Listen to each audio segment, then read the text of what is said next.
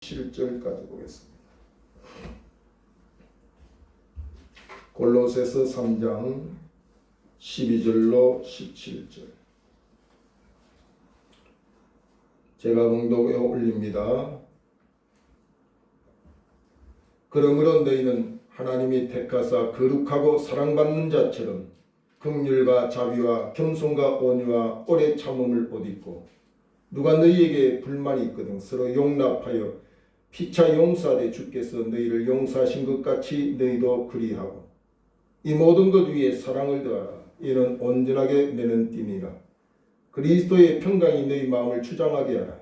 너희는 평강을 위하여 한 몸으로 부르심을 받았나니 너희는 또한 감사하는 자가 되라. 그리스도의 말씀이 너희 속에 풍성히 거하여 모든 지혜로 피차 가르치며 근면하고 시와 찬송과 신령한 노래를 부르며 감사하는 마음으로 하나님을 찬양하고, 또 무엇을 하든지 말이나 이래나 다 주 예수의 이름으로 하고 그를 힘입어 하나님 아버지께 감사하라. 아멘. 고양이와 개를 키우는 주인이 경험한 후에 이야기가 있습니다. 고양이를 키워봤더니 10번 잘해주다가도 한 번 잘못해주면 토라지고 경계하고 심지어는 저항하면서 그렇게 은혜를 모르더라는 거죠. 강아지를 키워보니까 10번 잘못하다가도 한 번만 잘해주면 언제 그랬냐 할 정도로 꼬리를 치며 다가오더라는 거죠. 우리 신앙인에게도 이 고양이과가 있고 또 강아지과가 있습니다. 계속 하나님의 은혜를 받다가 한 번이라도 자기 뜻대로 뭐가 안 되면 그때부터 언제 하나님의 은혜를 받았냐 할 정도로 등을 지고 배신하고 배반하는 이가 있습니다. 그 고양이형입니다. 고양이. 강아지형은 어려움과 고난의 때를 잘 신앙으로 극복하다가 한 가지만으로도 하나님의 은혜를 깨달으면 감사하고 감격하면서 주님께로 가는 이가 있는데, 그것이 강아지형입니다. 추수감사절을 통해서 저와 여러분은 나는 강아지과인가 그렇지 않으면 고양이과인가 한번 살펴볼 수 있기를 바랍니다. 우리 교우들은 제가 생각할 때 모두 다 강아지과에 속하지 않느냐 그런 생각을 해봅니다. 여러분, 약방의 감초라는 말 있죠? 약방의 감초. 역겨운 냄새를 제거하고 단맛을 내고 소화도 돕고 한약재에 꼭 필요하지. 그래서 어느 한약을 지어도 감초는 꼭 들어간다 할 정도로 우리에게 소개되면서 우리가 일상을 생활할 때 약방의 감초 같은 사람, 사람을 말할 때도 이런 사람을 참으로 귀하게 여기는 그런 시대에 우리가 살고 있습니다. 내가 약방의 감초 같은 사람, 이것은 꼭 필요한 사람을 말하죠. 꼭 필요한 사람. 우리 교회에도 또 이 사회에도 가정에도 이 약방의 감초 같은 사람이 있어야 그것이 행복해질 수가 있는 겁니다. 저는 언제부턴가 우리 교회를 향하여 기도하기를 세 분류의 사람을 하나님이 허락해 주십시오, 그런 기도를 합니다. 그것이 가정적으로 부부로는 브리스길라와 아굴라 부부 같은 부부를 세워주십시오. 바울이 홀로 주의 사역을 한 것이 아니거든요. 그의 사역의 대부분이 그와 함께한 동역자를 통하여 하나님의 일을 하신 것처럼 종에도 여기에서 하나님이 귀하게 사용되기 위해서 이 브리스길라와 아굴라 부부를 세워주십시오. 그 다음에 주의 종은 물론이거니와 교회 안의 모든 이들의 마음을 시원케 할 정도로 하나님의 뜻 가운데 사는 스데바나 같은 하나님의 일꾼을 세워주십시오. 그게 저의 기도입니다. 감옥에서 바울의 필요를 채워주고 교회 대표로서 그의 몸을 돌보지 아니할 정도로 하나님의 일에 매진했던 에바브루도 같은 일꾼을 허락해 주십시오. 여러분들 기도하실 때 나는 어떤 분류에 속해 있는 사람일까도 생각해 보시고 이 세 분류 중에 한 분류에 속하면 참 좋겠다 스데바네 같은 사람, 에바브루디도 같은 사람, 브리스길라, 아굴라고 같은 사람. 하나님이 이들을 통하여서 하나님의 역사를 이루어가기 때문에 기도의 제목을 삼고 있습니다. 우리 신앙생활에도 이 감초 같은 것이 있습니다. 신앙생활할 때 이 감초 같은 게 뭘까요? 믿음과 소망과 사랑이라고 말하기도 하지만 거기에 하나를 더 붙이면 감사입니다. 감사. 신앙생활에 감사가 빠지면 모든 것이 형식입니다. 예배를 드려도 기도를 해도 봉사를 해도 감사가 빠지면 그것은 다 형식과 윗선의 모습밖에 남지 않는다 하는 사실입니다. 그런 거로 오늘 본문 15절로부터 17절에는 계속해서 우리에게 명령하는 말씀이 있습니다. 오늘 구원받은 성도에게 명령하는 것을 우리에게 15절에 보면 한 몸으로 부르심을 받았나니 너희는 또한 감사하는 자가 되라. 15절 하반절에 말씀하고 있습니다. 16절 하반절에는 신령한 노래를 부르며 감사하는 마음으로 하나님을 찬양하고 17절에는 하반절에 그를 힘입어 하나님 아버지께 감사하라. 오늘 구원받은 성도에게 계속하여 명령하는 그 명령이 감사하는 자가 되라, 감사해라, 감사해라고 명령하고 있습니다. 그러므로 이것은 선택이 아니라 성도의 필수적인 삶이라고 하는 사실을 우리가 깨달아야 됩니다. 그래서 내 안에 감사가 없을 때는 내가 병든 신앙이다. 그렇게 보아도 과언이 아닙니다. 우리의 감정을 통하여 감사하는 게 아닙니다. 우리의 기분을 통하여 감사하는 게 아니고 우리의 계산을 통해서 감사하는 게 아닙니다. 신앙생활은 감사의 삶을 사는데 어디에 근거하여 우리가 감사해야 되느냐 하는 것을 오늘 2장 골로새서 2장 6절에 보면 그러므로 너희가 그리스도 예수를 주로 받았으니 그 안에서 행하되 그리스도 예수를 주로 받은 자, 그 안에서 행하는 자, 그것을 근거로 감사할 수 있다는 사실을 말씀하고 있고 특히 오늘 본문 3장 12절에는 그러므로 너희는 하나님이 택하사 거룩하고 사랑받는 자처럼 긍휼과 자비와 겸손과 온유와 오래 참음을 옷 입고 그랬습니다. 하나님이 택하사 거룩하게 하고 사랑받는 자로 세운 그 사실을 기억하고 감사하는 거죠. 우리가 감사하는 이 근거가 세속적이고 기복적이면 그 감사는 제한될 수밖에 없습니다. 어느 시점에 가면 그 감사는 더 이상 할 수 없는 단계에 이를 수밖에 없다는 거죠. 오래전 일이죠. 요즘은 전자 시스템이 잘 돼서 우리의 가정집도 문을 여는데 다 비밀번호 전자장치를 통해서 하지만 그 전에는 이 열쇠를 가지고 다 문을 열고 출입을 했습니다. 그 당시에 높은 층을 행복하게 사는 노부부가 있었는데 45층에 살았습니다. 45층을 살면서 부부는 너무너무 행복했습니다. 손을 꼭 잡고 동네를 다녀서 많은 사람으로부터 인꼬부부라고 칭찬을 받았습니다.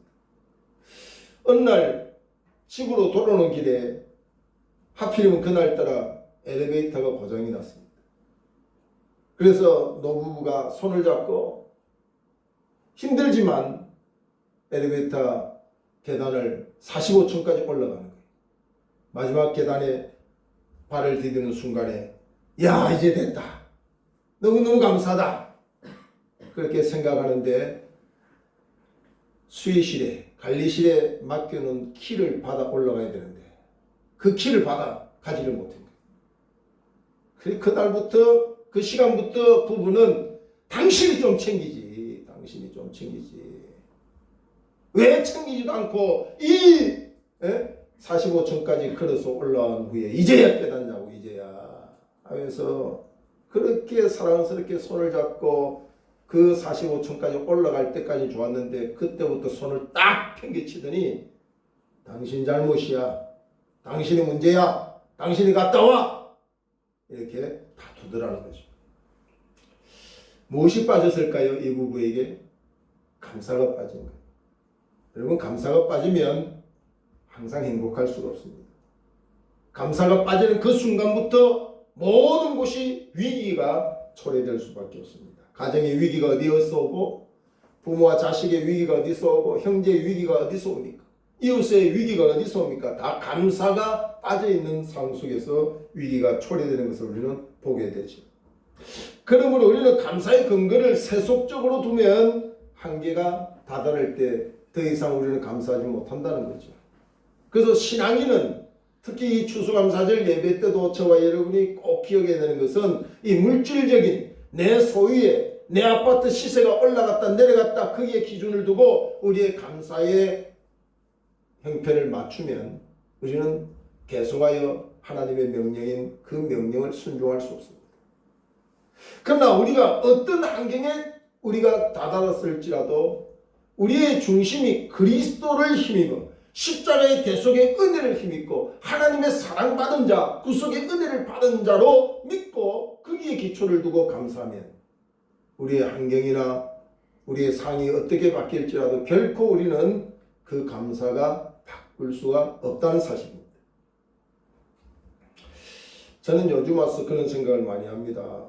지지난주에도 사람이 무엇이간데 주께서 나를 돌아보시고 인자가 무엇이간데 주께서 나를 생각하시나이까. 우리를 하나님보다 조금 못하게 지으시고 만물을 다스리게 하셨다. 이 말씀이 요즘 와서 계속 묵상이 됩니다. 사람, 인자, 나 다 똑같은 것인데 정말 이 존재에 대한 확신, 하나님과 나와의 관계, 나라는 존재에 대해서 생각해보면 너무나도 감격스럽습니다. 여러분, 세상 그 어떤 피조물도 하나님의 영상으로 지음받은 게 없습니다. 그리고 모든 만물을 다스리게 하는 하나님의 축복을 받은 자가 아무도 없습니다. 여러분, 우리는 시시한 존재가 아닙니다.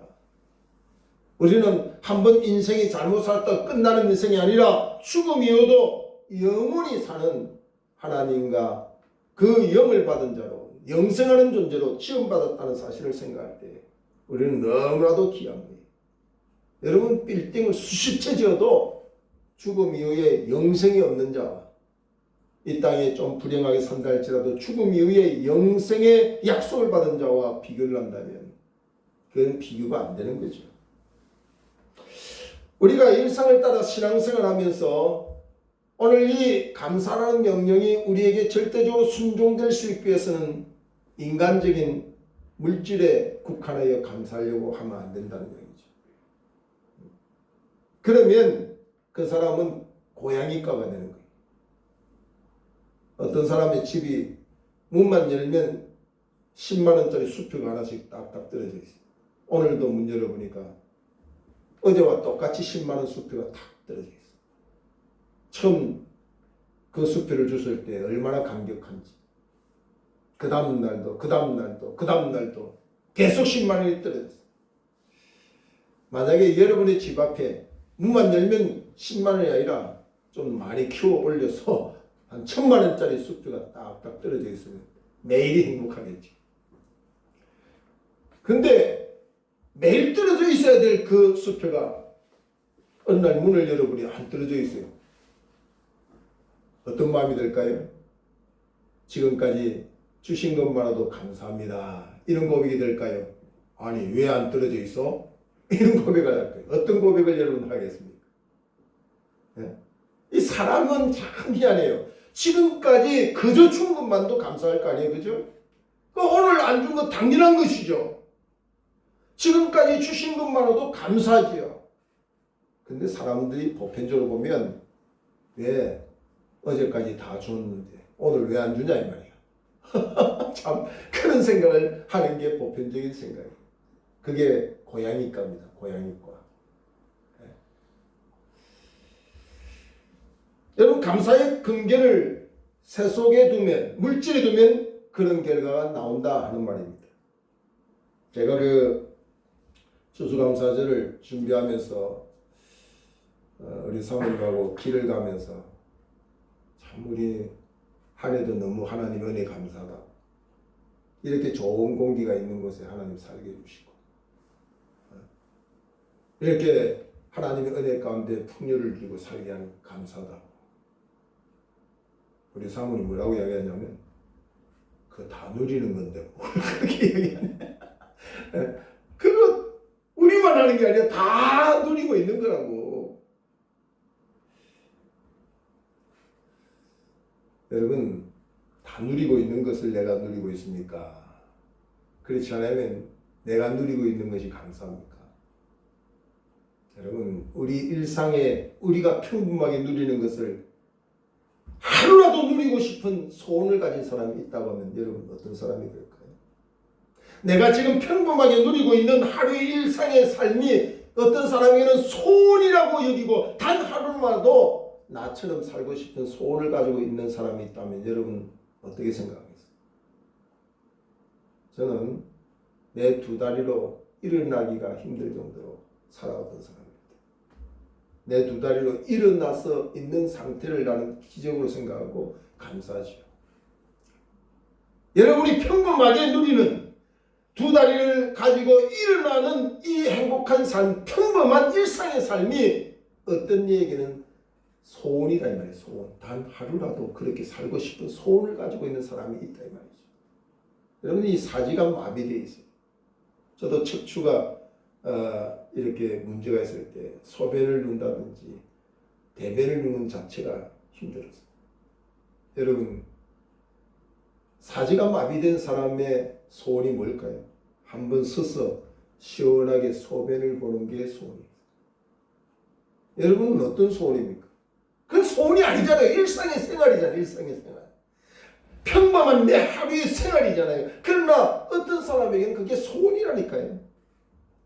여러분 신앙생활은 감사를 찾아내는 삶입니다. 감사를 찾아내는 삶. 어떤 환경 속에도 불평원망하는 게 아니라 주 안에서 구속의 은혜를 입은 하나님의 백성답게 감사라는 명령을 기억하면서 감사의 영역을 넓혀가는 그것이 신앙생활입니다.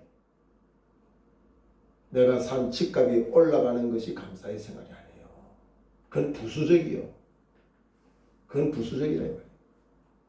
구속하신 그 은혜, 그 하나님이 나와 동행하시고 나에게 베푸신 그 사랑을 깨닫고 감사의 지경을 넓혀가는 그것이 신앙의 성숙이요. 그 사람의 행복의 수준이라고 말할 수 있다는 거죠.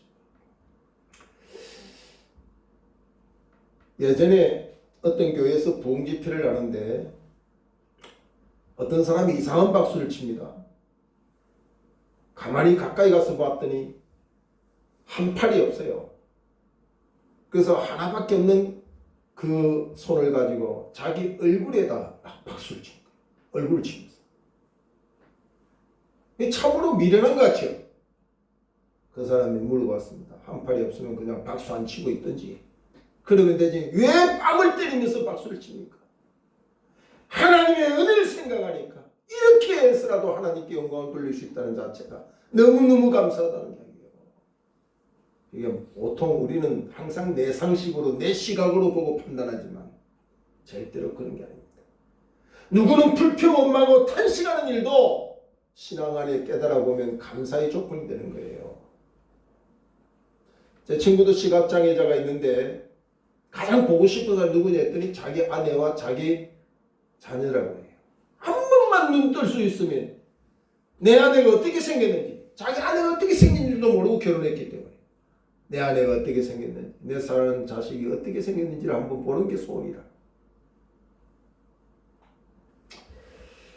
간디는 그 사람의 감사의 분량이 그 사람의 행복의 분량이라고 그랬습니다.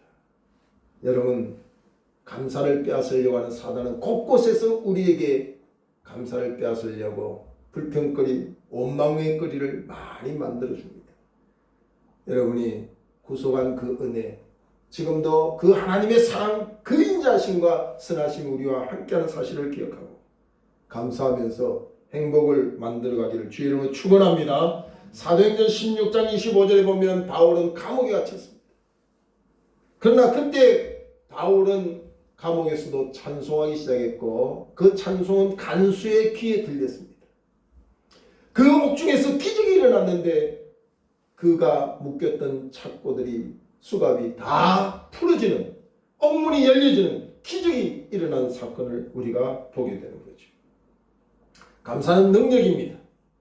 오늘 우리의 묶인 사슬, 가정적으로, 개인적으로, 교회적으로 묶인 사슬을 우리가 정말 하나님 앞에 순수한 감사를 하면 그 묶인 착고가 풀려지는 기적을 체험할 줄로 믿습니다. 그래서 감사가 얼마나 능력인지 모릅니다. 요즘 그 백신의 문제점을 이야기하고 뭐 백신을 맞으면 뭐 심지어는 뭐 지옥 간다고 하는 사람도 생기고 뭐 별 희한한 일들이 지금 많이 벌어지죠. 이 세상이 어지러우면 어지러울수록 미혹의 영들이 우리 가까이 더 많이 있다는 사실을 기억하고 정신을 바짝 차려야 됩니다. 물론 백신의 부작용은 수시 많이 있습니다. 여러분 독감 주사 맞아봤어요? 부작용 없는지. 예? 우리 제일 간단한 맹장염 수술을 해도 죽는 사람이 있어요. 사람이 하는 모든 일은 다 부작용이 있다니까요. 그러나 백신은 검정기간이 짧고 급하게 지금 만들어졌기 때문에 부작용은 당연히 있죠. 꼭 무슨 일만 있으면 그것을 신앙으로 연결하고 뭐 계시록이 어떻고 14만 4천 명이 어떻고 베리칩이 어떻고 연결하는 그런 신앙들, 그게 어떻게 됐다는 거예요? 그거 아무리 몰라도 십자가 예수 보배로운 피로 나는 구속받았다는 사실을 믿는 그 사실은 영원히 변함이 없는 거예요. 그 하나님의 족하지 뭐가 그렇게 두렵고 염려스럽습니까? 영생으로 우리를 인도하는 그 구속의 언약을 믿고 우리가 살아가는 그 자체가 얼마나 감사해요. 여러분 보험 들어봐야 몇 년 기간 정해진 그거까지만 보장해 주는 거예요. 영생 복락, 영원한 보장이 어디 있습니까? 하나님의 사랑 안에. 12절에 그러므로 너희는 하나님이 택하사 천하나 만하나 우리의 자격이나 조건 보고 택한 게 아니라 하나님이 절대적으로 우리를 사랑해서 택하신 하나님의 자녀가 됐다는 거. 얼마나 감사해요. 하나님이 우리를 택했다. 저와 여러분이 주님 날아갈 때까지 잊지 않기를 주 이름으로 축원합니다. 택하신 주님의 사랑, 택하신 주님의 사랑. 좀 못나도 괜찮아요. 세상적으로 남들보다 좀 못 살아도 괜찮아요. 여러분 산에 나무들이 있는 가운데 나무꾼들이 좋은 나무는 땔감으로 다 베어가지만 가장 못난 나무는 두고 가요. 산을 지키는 나무는 잘난 나무가 아니라 가장 못난 나무가 산을 지키더라 이 말이죠. 여러분 어쩌면 하나님 앞에 이 세상의 많은 사람들 중에 가장 못난 이가 나일 수 있습니다. 나이기 때문에 하나님은 나를 사랑할 수 있다는 사실을 생각하면 바울의 고백이 나의 약함이 하나님의 강력한 능력이 머무는 때라고 말씀합니다. 약한 것을 낙심하지 마세요. 하나님의 능력이 머무는 때입니다. 내가 최초 결핵으로 사경을 헤매고 소망이 없는 가운데 하나님의 능력이 머무는 시간이 되더라고요. 내가 만약에 그런 일이 없어봐요. 하나님의 능력이 내게 머물 기회가 어디 있겠습니까? 주 안에는 버릴 게 없습니다. 주님이 함께하는 이들에게는 모든 것이 합리하여 선을 이루게 되는 것을 믿기를 주의로 축원합니다. 디모데전서 4장 4절에 보면 하나님께서 지으신 모든 것이 선함에 감사함으로 받으면 버릴 것이 없나니, 감사함으로 받으면 내 형편도 내 나이도 내 성도 내 모든 것도 하나님이 지으신 것은 다 선하기 때문에 감사함으로 받으면 버릴 게 없다 하는 말씀을 우리에게 주시고 있는 거죠. 시편 50편 22절에 보면 하나님을 잊어버린 너희여 이제 이를 생각하라. 그렇지 않으면 내가 너희를 찢어리니 건질 자가 없으리라. 하나님을 잊어버리고 하나님께 감사하지 못하는 자에게 하나님이 무슨 말씀을 하시는데 내가 너희를 찢어리라, 찢어버리겠다. 여러분 하나님께 감사하는 명령 대신에 감사하지 못하고 불평 원망하는 이들에게 하나님이 저주하시기를 내가 너희를 찢어버리겠다. 여러분, 무엇이 찢기게 놔두겠습니까? 여러분, 감사하지 못하는 정신은 찢김 받은 것이에요. 남들이 잘 자는 그 잠을 자지 못하고 밤새워서 염려 걱정하며 가슴 아파하는 그 사실은 찢기움을 받은 정신을 말해요. 감사하는 사람은 찢기지 않습니다. 물질에 찢기고 세상 사람과의 관계가 찢기고 여러분의 삶이 찢기운 삶은 감사의 결핍에서 오는 것인 것을 빨리 찾아야 돼요. 다른 유다는 수없이 회개할 기회를 주었지만 하나님의 제자로 그리스도 예수의 제자의 반열에 선 영광스러운 그 길에 감사는커녕 감사의 길을 오히려 배신의 길로 삼던 가룟 유다의 인생은 스스로 목에 매달려서 창자가 튀어나온 찢긴 결과의 삶을 우리에게 보여주는 것입니다. 저는 여러분과 함께 찢김 받지 않는 하나님이 영원 무궁토록 축복하시는 그런 삶을 살기를 원합니다. 오늘 여러분, 우리 주변에 얼마 전까지 행복 전도사라고 하는 김윤희 씨에 대해서 방송에 많이 나왔죠. 방송에 행복은 어떻게 하는 것인지, 행복은 어떤 것인지에 대해서 많이 강연을 하고 많은 사람들로부터 야, 저 사람이 행복 강의를 하니까 속이 시원하다, 그렇게 살아야지, 많은 사람이 도전을 받고 선한 영향력을 줬던 사람이었습니다. 그런데 놀라운 일이 있습니다. 이 행복 바이러스라고 할 정도의 이 김윤희 씨는 오랜 동안에 그에게 있던 지병이 정신적인 압박을 줘가지고 자기 그 좋은 집 놔두고 한 상 모텔에 가서 부부가 함께 동반자살해버린 사건을 우리에게 보여주고 있습니다. 여러분, 진정한 행복은 말에 있는 게 아닙니다. 가지고 있는 물질이 있는 게 아닙니다.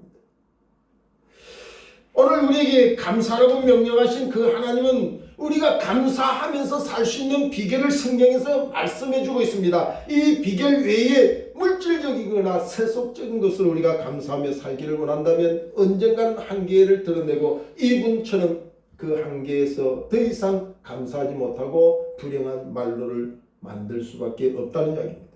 그래서 오늘 본문에 보면은 15절에 우리가 감사하며 그 명령에 순종하면 하나님은 우리에게 어떤 보장을 해주시는가. 15절에 보니까 그리스도의 평강이 너희 마음을 주장하게 하라. 그리스도의 평강이 우리를 주장하게 하라. 세상이 만든 평강은 영원하지 못하니까 그리스도의 평강이 너희 마음을 주장하게 하라. 그냥 감사하는 자가 지속될 수가 있다는 사실입니다. 그리스도의 평강은 잘 될 때만 있는 평강이 아닙니다. 죽음의 환경 속에서, 감옥에서도 그리스도의 평강을 누린 사람들의 그 평강을 우리는 보게 되죠. 그 다음에 16절에 보면 우리가 감사하는 자로서 계속 지속되기 위해서 성경은 이런 말씀을 합니다. 16절에 그리스도의 말씀이 너희 속에 풍성히 거하게 해라.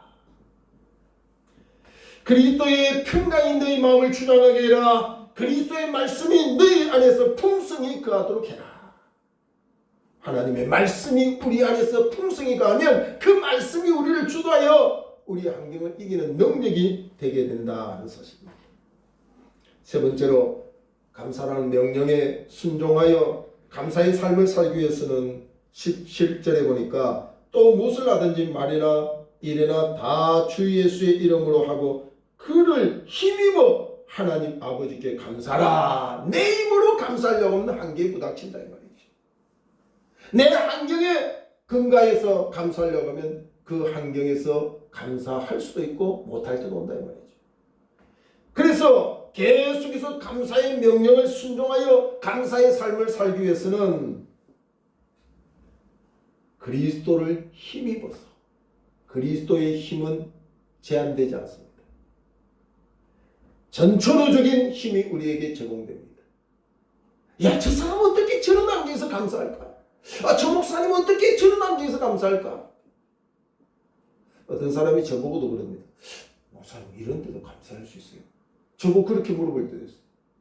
못할 이유가 없죠.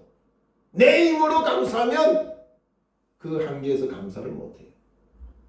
그러나 그리스도를 힘입어 감사하면 환경을 초월한 감사가 나오게 될 줄로 믿습니다. 그래서 우리가 그리스도를 힘입어서 말을 할 때나 우리가 봉사할 때나 헌신하고 수고하는 모든 일이 다 그리스도를 힘입어하면 우리의 감사가 결코 무릎을 꿇지 않는 영원한 감사로 나아가게 될 줄로 믿습니다. 오늘도 감사는 선택이 아니고 구원받은 사람의 반응입니다. 구원받은 사람의 반응. 여러분 돈 몇 푼 벌어도 반응이 나오잖아요. 그죠? 여러분 죄악으로 말미암아 멸망에 빠진 나를 구속하신 그 하나님, 그 하나님께서 이 세상 가운데 누리고 하나님의 행복으로 살기를 원하여 우리에게 주시는 순간순간의 복을 우리가 기억하고 살피고 찾아보면 우리의 감사는 절대로 변함이 없는 하나님께 계속된 감사를 할 수가 있으리라고 믿습니다. 저와 여러분이 세속의 가치에 감사하지 말고, 어떤 사람은 그럽니다. 이번에 집값이 얼마나 올랐는지, 집 잘 사놨다, 집 잘 사놨어. 여러분 그 감사가 얼마나 가겠습니까? 예? 안 올란 것보다는 뭐 나을지 모르겠지만 그 감사가 얼마나 오래 가겠느냐 이 말이죠. 생명을 주시고 영생을 주시고 우리와 함께 하시고 순간순간 감사의 눈을 열고 감사의 세포가 살아나서 주와 동행하며 내 일상이 늘 행복하고 감사하다면 그 복을 빼앗을 자가 누가 있겠습니까? 주님 안에서 감사로 승리하는 복된 삶이 되기를 주의 이름으로 축원합니다. 기도하겠습니다. 존귀하신 하나님 아버지, 은혜와 사랑을 감사